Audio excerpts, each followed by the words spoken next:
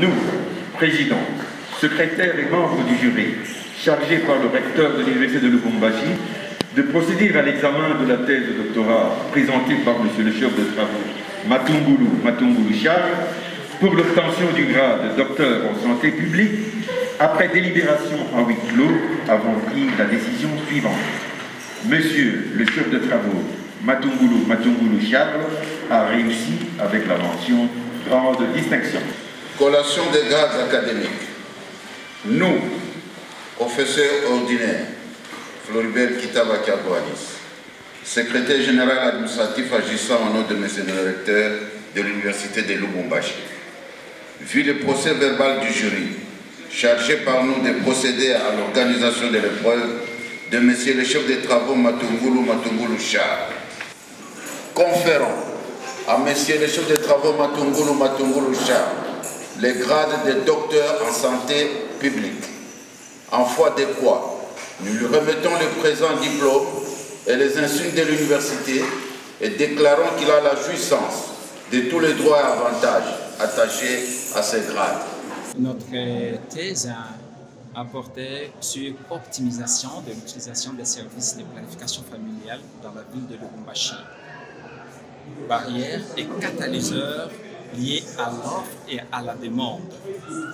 Cette thèse a identifié comme problème majeur faible utilisation des services de planification familiale et des méthodes contraceptives dans la ville de Lubumbashi. Alors, nous avons émis comme hypothèse que cette faible utilisation des services de planification familiale est liée aux facteurs qui sont liés à la demande et les facteurs qui sont liés à l'offre des services. Parmi ces facteurs, certains doivent être promus et les autres doivent être supprimés afin de booster l'utilisation des services de planification familiale et des méthodes contraceptives. Pour cela, l'objectif était bien sûr de déterminer les facteurs qui sont liés à la demande et à l'offre des services de planification familiale que l'on pourrait considérer afin d'augmenter leur utilisation. Nous avons successivement de 2015 à 2019 mené 6 études, dont 4 dans l'approche quantitative et 2 dans l'approche qualitative. Le résultat sont que, d'abord, la prévalence contraceptive à Lubumbashi reste faible, 28,4% comme prévalence contraceptive.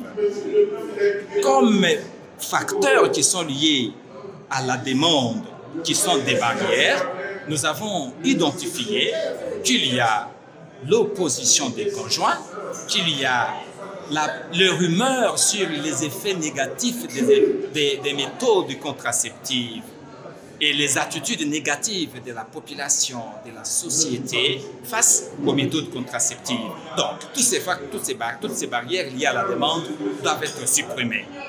Et les barrières qui sont liées à l'offre des services de planification familiale sont la faible couverture en services de planification familiale. Nous avons moins d'une structure pour 10 000 habitants, contre plus de 2 structures qui organisent les services de santé à Lubumbashi. Ça, c'est assez faible comme couverture. Et même la disponibilité de services dans les formations sanitaires, elle est faible. Parmi les 100% des structures de santé, il n'y a qu'un peu plus de 29% qui organisent les services de planification familiale. Ce sont des barrières à supprimer.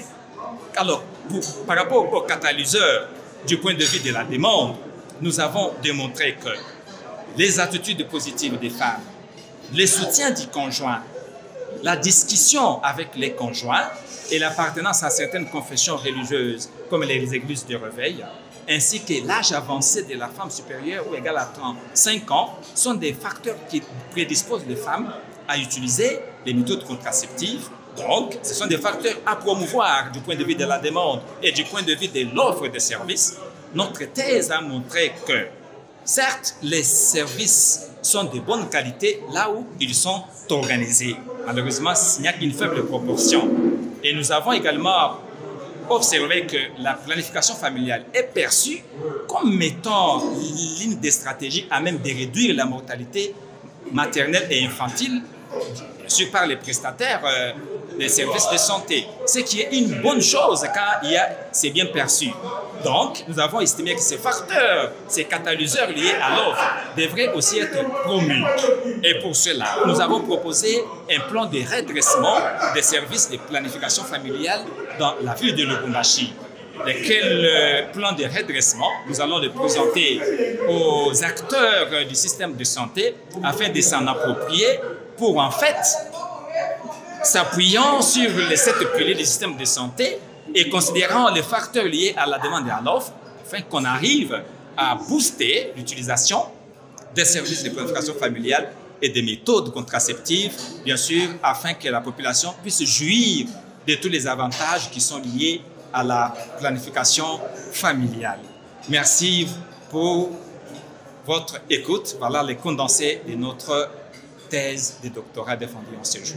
Merci. La de cette thèse réside même dans son objectif, en commençant par son intitulé.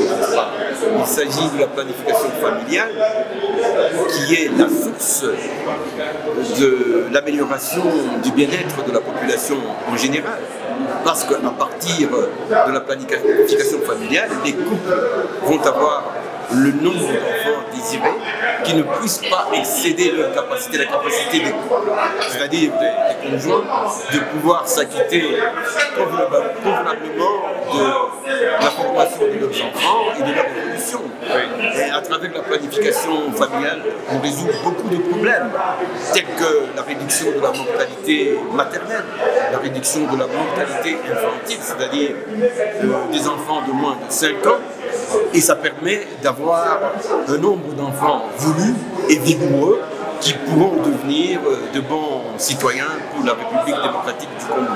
Donc la planification familiale, c'est l'un des points centraux des soins de santé primaires, comme je l'ai dit, n'est-ce pas, au cours de la séance, qui sont la propriété du Congo, en fait, parce que les soins de santé primaires avaient été conçus pour la première fois en République démocratique du Congo, quand ce pays, le nôtre, était encore le Congo belge et Rwanda-Urundi.